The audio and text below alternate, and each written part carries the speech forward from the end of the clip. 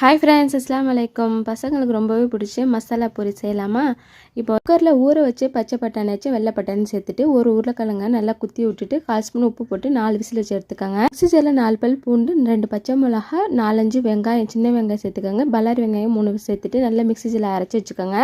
பேனில் 4 ஸ்பூன் எண்ணெய் ஊற்றிட்டு அரைச்சி வச்ச விழுத போட்டுட்டு 1/4 ஸ்பூன் உப்பு, 1/2 ஸ்பூன் மிளகாய் தூள், 1/2 ஸ்பூன் ஜீரகத்தூள், 1/2 ஸ்பூன் மஞ்சள் தூள் போட்டு கொஞ்சோண்டு குழம்பு மிளகாய் வச்சும் இல்லை சாம்பார் பொடியாச்சும் போட்டுட்ருக்கலாம்.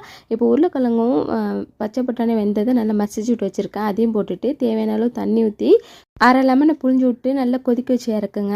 இப்போ பானிபூரியும் பொரிச்சிக்கலாம். பானிபூரி அப்புறம் கார்ன் சிப்ஸையும் பொரிச்சு வச்சுக்கிறேன்.